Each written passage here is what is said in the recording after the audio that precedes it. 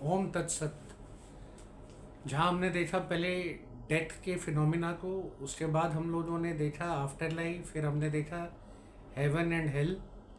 आज हम बात करेंगे री इंकारनेशन और उसके साथ में सैल्वेशन के ऊपर। तो री इंकारनेशन जैसे हमने डिफाइन करा कि री इंकारनेशन वो जर्नी है जब आपकी सोल 8.4 मिलियन जूनीस से निकल के, यानी 8.4 मिलियन लाइफ फॉर्म से निकल के किसी ह्यूमन बॉडी के अंदर एंटर करती।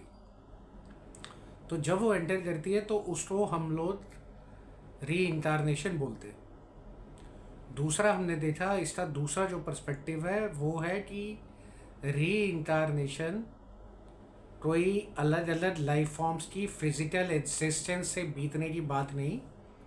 ये आपके अंदर अभी हेयर एंड नाउ में जो माइंडसेट से आप निकलते हैं, उस माइंडसेट्स की जर्नी को री इंकारनेशन कहते हैं।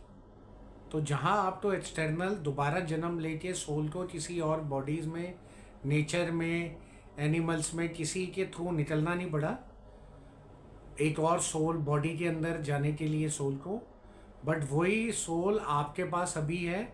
और जो सोल आपके इस एनिमलिस्टिक और इस नेचर के अगेंस्ट अलग अलग तरीके से अलग अलग सिचुएशंस में आप परफॉर्म करती है, माइंडसेट आपका रहता है, उसको हमने री इंकारनेशन बोला। तो internal, within you, here and now, और different characteristics different life forms के आपके अंदर इंटरनल जो आप जीते हैं, महसूस करते हैं, उनको हम लोग री इंकारनेशन बोलते हैं। तो सेल्वेशन है, सेल्वेशन जिसको हम लोग मुक्ति के नाम से, मोक्ष के नाम से, फाइनल डेस्टिनेशन के नाम से जानते हैं।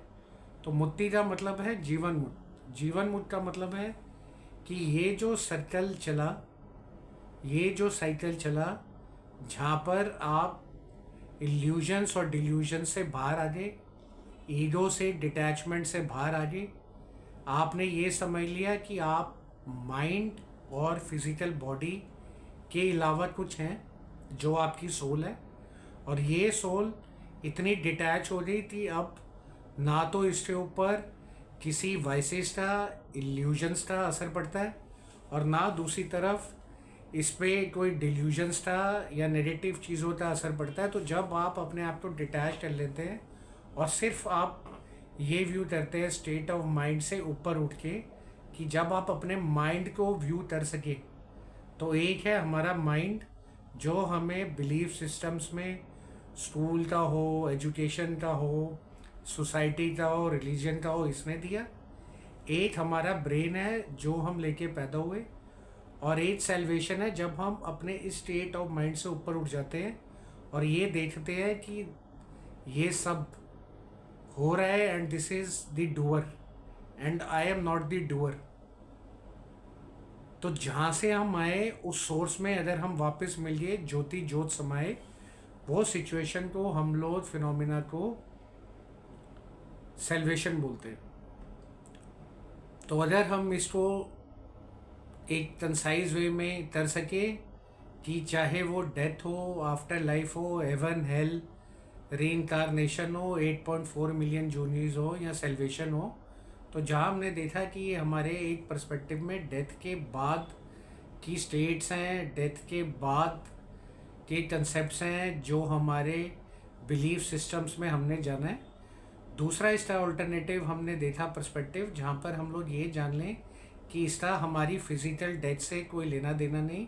जो आज हम अलाइव हैं, जो आज हमारा थॉट प्रोसेस है, जो आज हमारे बिलीफ सिस्टम्स है, हेयर नाउ एंड इंटरनली, ये सब हमारी डेथ, ये सब हमारे हेल, हेवन, री इंकारनेशन, 8.4 मिलियन जूनीस और सेल्वेशन को डिटरमाइन करते हैं। तो धीरे धीरे जब हम कॉन्शियस होते हैं और जब हम अवेकन होते हैं और धीरे धीरे अपने आप को इन डिटैचमेंट से, इन इल्यूजन से, इन डिल्यूजन से दूर कर पाते हैं और स्टेबल होके इंटरनली देख पाते हैं कि किस तरीके से ये साइकिल ऑफ स्पिरिचुअल लाइफ और स्पिरिचुअल डेथ चली है, तो हम बर्थ से लेकर सेल्वेशन तक अपने जीते जी मोक्ष को प्राप्त कर सकते हैं। यही मोक्ष है, यही जीवन मुक्त है, यानी जीते हुए इसी पल में, इसी जीवन में मुक्ति पाना, ना कि इस जन्म के बाद किसी और फॉर्म में